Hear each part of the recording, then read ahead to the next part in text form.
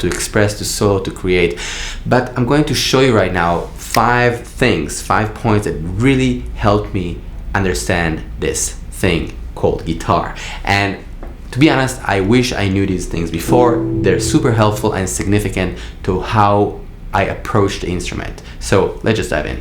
Before we dive in, subscribe. Number 5, very important. All right, so here what we have is basically the idea of trying to be general. That sense, when we have something, for example, a line, let's say I'm playing this melody. Instead of just learning the line and lick, whatever it is, lick, line, yeah, phrase, I want to understand what's happening there on a deeper level. So I want to feel it and understand and connect to it in every possible way. I'm talking about emotionally and understandingly. That's even a word, it's not a word. So that's my line, okay? But if I understand and think about it as 5, 6, 1, 3, 1, 2, 6, 1, check it out. I can actually play it in different places on the guitar, and I also am able to transpose it. Right? I can play the same idea, the same line, the same concept of melody with the understanding, and maybe also singing this. Do.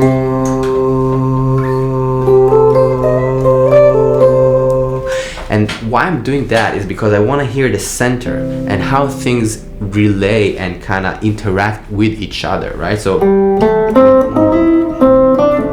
this is a whole color spectrum of emotions, especially if we slow it down. So what I'm suggesting is, instead of just learning licks and lines, it's great, but also understand what you're quoting and what is the meaning, what is the true essence of that thing. The same thing with chords. Check this out. Question: who is your favorite jazz guitar player, dead or alive? Would be cool if they're still alive, just saying.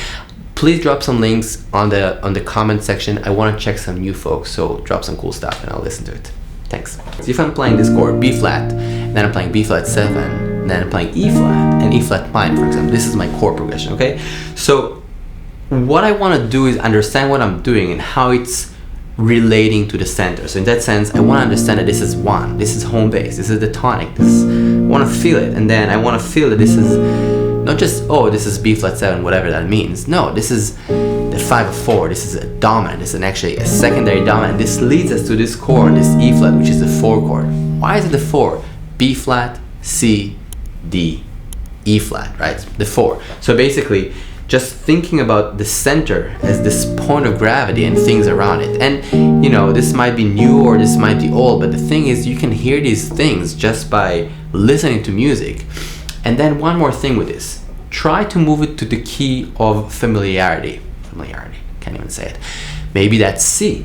Probably it's C. So let's say I'm taking the C.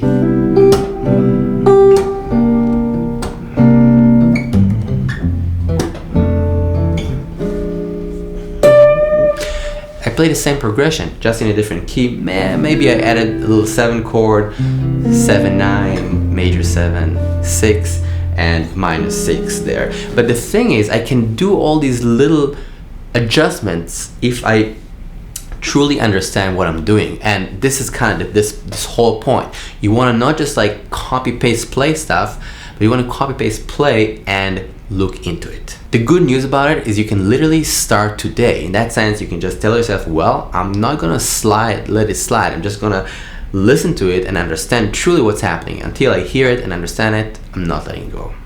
I have a free mini lesson about C major that I'm gonna give you for free. Link here and in the bio. Check it out. Number 4. This point is not being embarrassed. So I used to think I have to work and practice these crazy things to be a good guitar player. But the truth is, I need to practice simpler things and kind of face what I don't know. In that sense, what I'm going to offer is a very simple exercise to connect our ear to the instrument. And that is taking C major scale, just good old C major.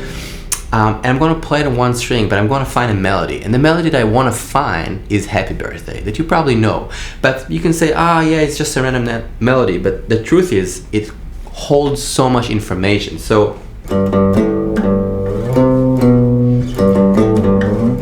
on 1 string,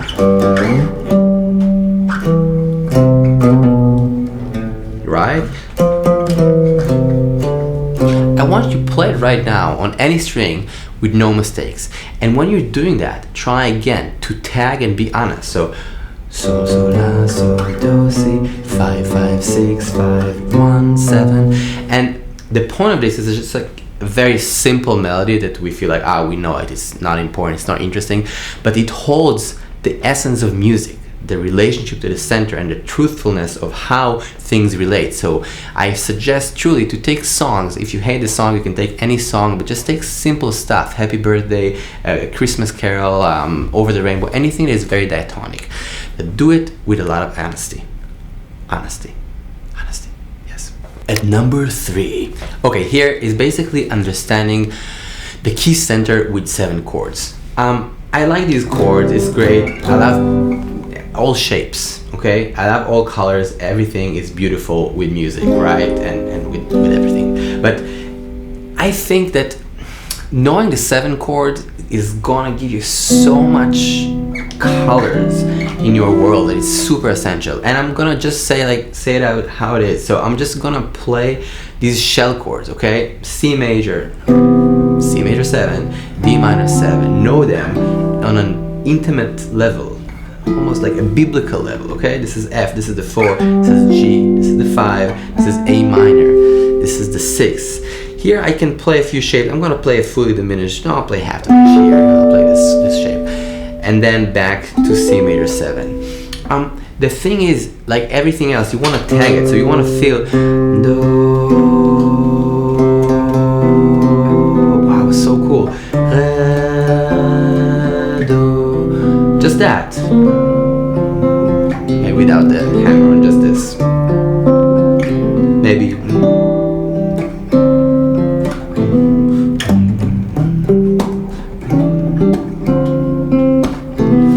3, 2, 1. Again, you wanna listen to it, you wanna understand it, and you wanna have fun with it, in a sense of exploring it and trying to make music with it, even if it's just like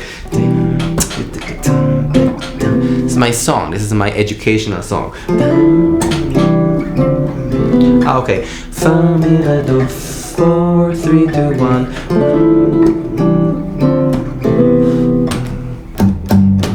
Right, 5 or something. The thing is, you want to really connect emotionally to these colors so they click. Then it will be easier to create.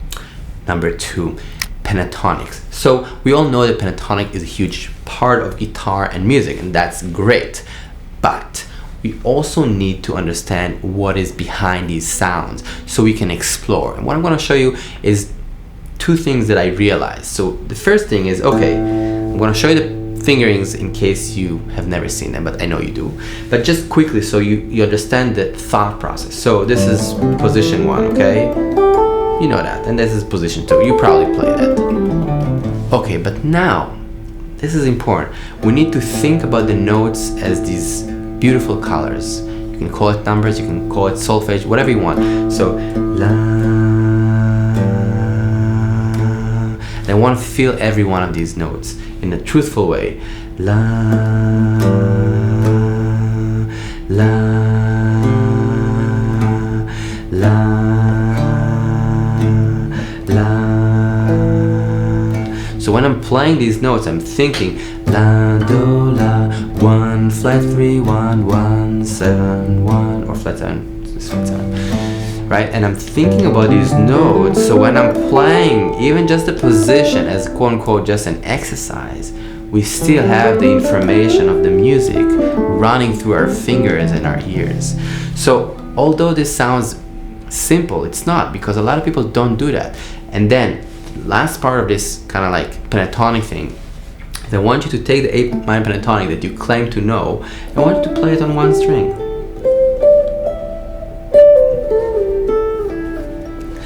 Maybe sing the A. La. It doesn't need to be fast. I just want you to process the tensions. La. How does it make you feel? And once you understand that, then these notes will make a lot of sense.